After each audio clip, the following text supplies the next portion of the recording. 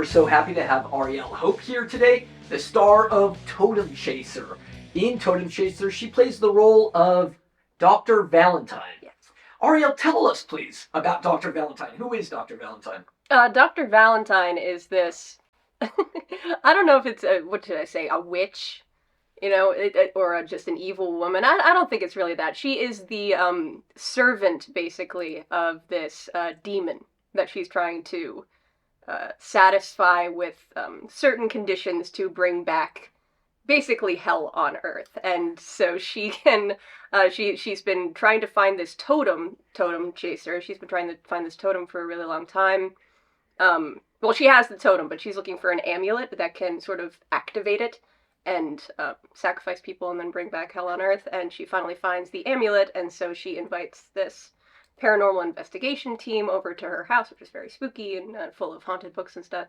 That's the plot of the movie, basically, is her trying to kind of fiend and predate in numerous mentions of the word, numerous meanings of the word predate on these people. That's awesome. That sounds so cool. Talk about, what was it like working on this film? It was weird. It's the first movie that I've been in where it's, there have been movies that I've been in that have become B movies, sort of just by accident. They were meant to be really serious, but kind of accidentally became B movies.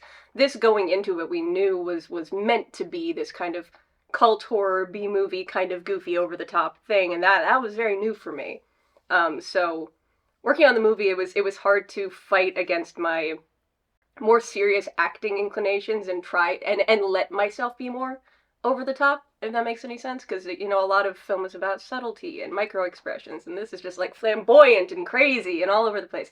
So it was a new experience for me, but that meant it was a lot of fun. What was a fun experience that you might tell a story about? Oh boy. I mean, I think the first one I would tell a story about is probably the least fun scene that I had to do. Can I tell that story? Was the BJ scene. I don't know if I can say blowjob scene.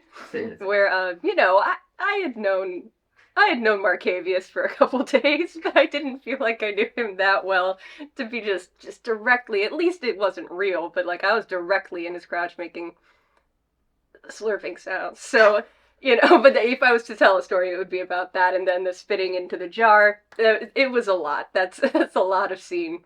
But it's a good story, so I don't mind. What was it like working with other people on set? I mean, I loved everybody. I mean, I know that Cody and I, like, right away, just had a very similar sense of humor, and we were both very kind of goofy, but also took it very seriously at the same time, so I think he and I gelled really well. So every time I see him, I just give him a big hug. But yeah, everyone else was great. I liked everybody, and I thought everybody was putting in their all and having a lot of fun with it, and I think that was important, because if we weren't having fun together, then it wasn't going to be a fun experience, But what was a typical day of filming like on Totem Chaser? Oh boy, I mean, it tended to be about half, we would do the dialogue portions, but then also half would be the crazy special effects stuff that we would do. Because I mean, I don't remember how many days I did on set. Was it 3 or 4 days? Something like that. Because we just did 3 or 4 days in a row at this beautiful house.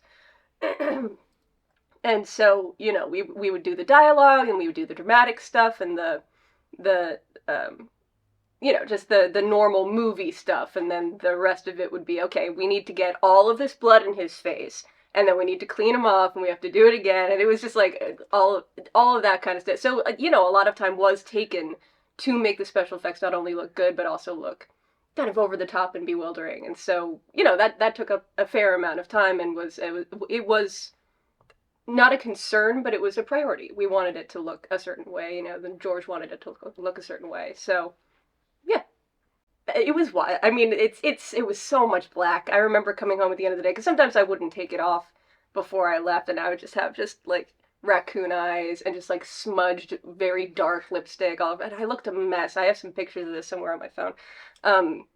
So it does add a darker aspect to her, and I feel like, I don't know, I feel like she wakes up with that makeup on, like I don't feel like she puts that makeup on. I feel like that's just like her face, because she's just, I don't know, part demon. I don't know what it would be, but I feel like that's just how she looks all the time. I don't think there's a time where you can find her when she just woke up and she doesn't look like that already. Why should everyone go see this film? Do you like blood? Do you like demons? Do you like Evil Dead? One, well, not 1, 2, and I guess Evil Dead 3. If you like those, maybe you'll like this. I don't know. Do you like birthing demon babies and getting blood all over Cody Michalowski's face? Then you're gonna like